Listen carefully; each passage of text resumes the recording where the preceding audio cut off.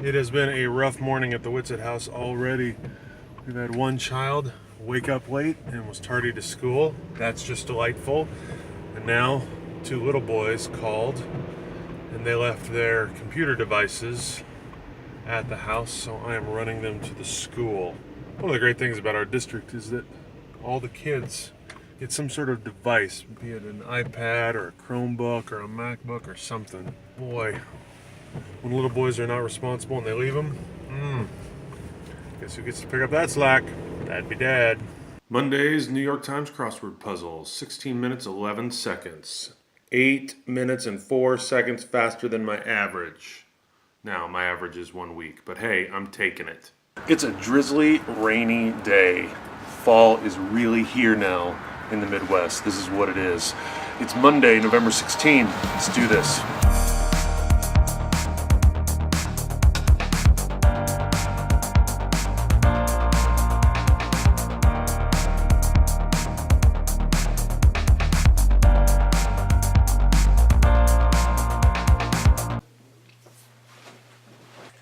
I'm a firstborn child, and even though I like to deny that, what it means is that I have an inordinate need to be perfect and do things right. And my personality type gets prone to analysis paralysis. I don't do anything because I want to make sure that it's done right, and I think through all the possible implications. And a lot of times that stymies me from getting the work done that I actually need to get done.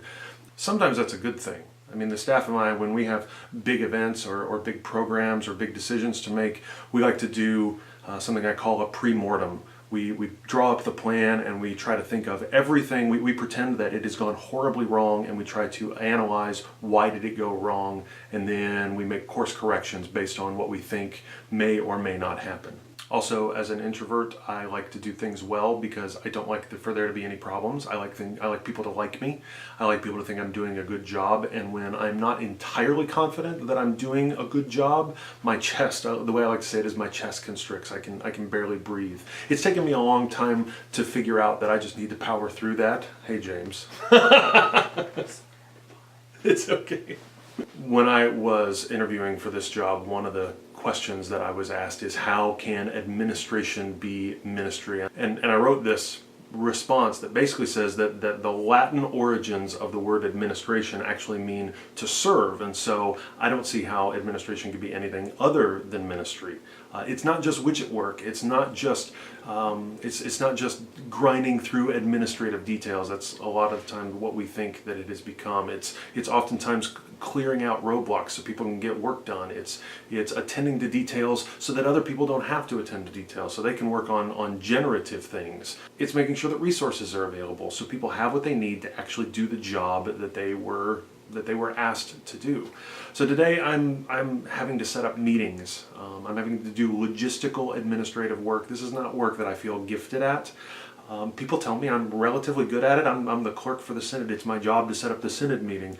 But I've done that, and that's an established routine, and I know what I'm doing, and there's a process. But it wasn't easy when I first started. Well, today I got to set up meetings with people all around the country, all around our Synod. And quite frankly, I'm worried that I'm going to do it wrong. I'm worried that I'm not going to get on it quick enough. I'm worried that setting up like the first meeting of one of these groups, that people are going to be angry with me that we didn't get it set up early enough, even though there are really good reasons why we haven't gotten it set up. So that's what I'm spending a lot of my day on, and I don't really like it. I don't really enjoy it. It's not like making movies. It's not like going and visiting people. It's not like going to preach, but it's necessary and it's vital to the work that I've been called to do. But I'm not entirely confident today. So just gotta put my head down. I've planned my work. Now I just need to work my plan.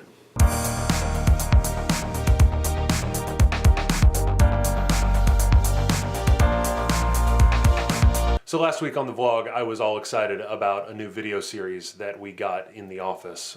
We had commissioned somebody to do some work for us under our banner of educational videos called Theocademy, and I'm really excited because I got to put the official trailer online today. It's going to come out on Friday, and I'm pretty stoked about it. Listen, my friend Eric did some great work, and so I want to show it to you. So I'm going to run the trailer right here so that you can see it. I mean, I think you're just going to fall in love with it. He's done some really great work. So enough from me. Let's watch the trailer. I'm about to share some dangerous information with you. Dangerous as in, this is the stuff they warn future ministers about before they go to seminary. It will ruin your faith, they say. And I can indeed testify that many seminary students find it upsetting. In other words, this is the good stuff. The heart of the critical study of Scripture is learning to interrogate the text courageously. It begins with questions like, who wrote this? When did they write it? And who were they writing it for? But it will soon progress to questions like, what was their agenda? And how does it compare to other texts by different cultures from the same period? The Bible's complexity and diversity is an invitation to explore. It is the reason why this book of books remains continuously engaging, continuously surprising, continuously strange.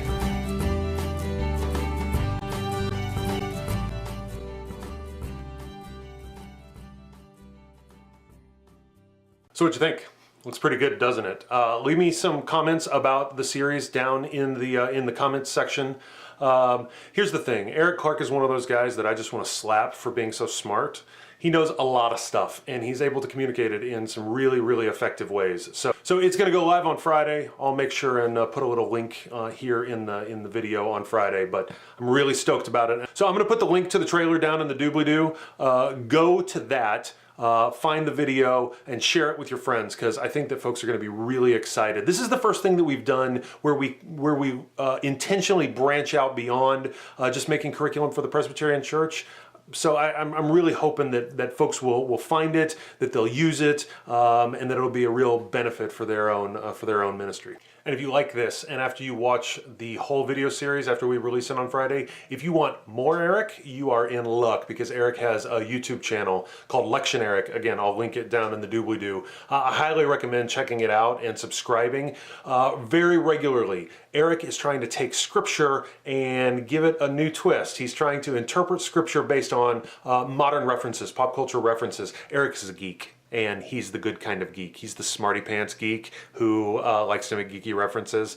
I like him. I adore him. So check out the link down in the doobly-doo and go find more of Eric. I feel the need to say this because I'm not exactly sure when I'm going to get the chance again, but rainy days and Mondays always get me down. They do.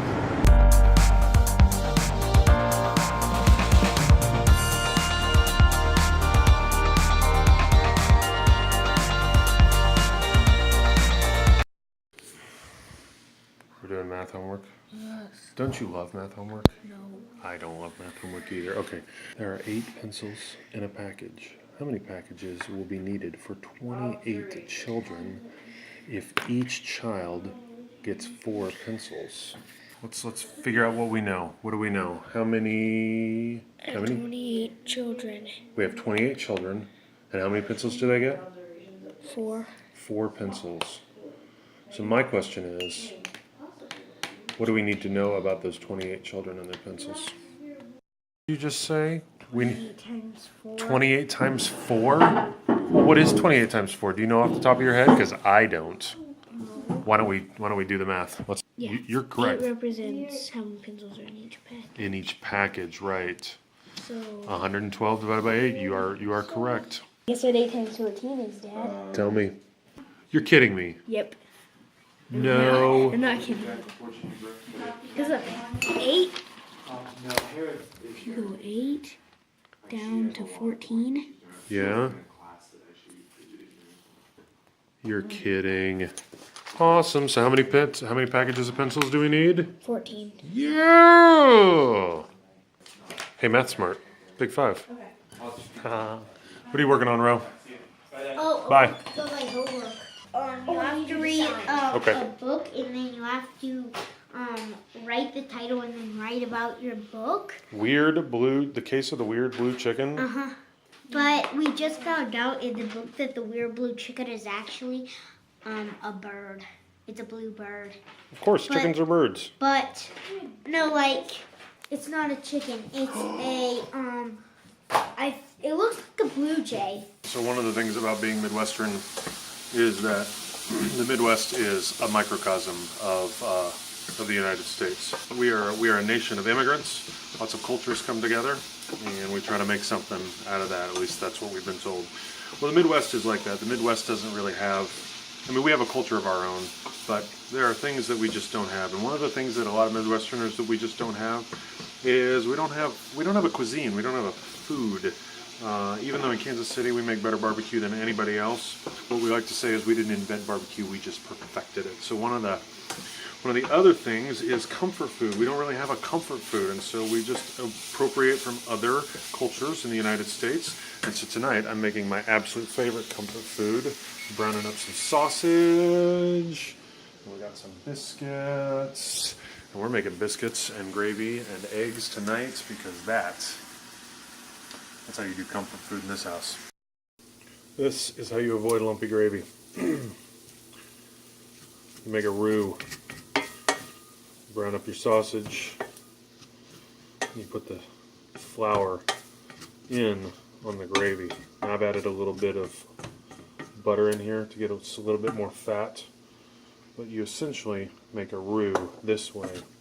Then when you put the milk in, you don't get lumpy gravy. Pro tip. Look at that, kids. Perfectly smooth gravy. Simon, are you excited about gravy? Sure.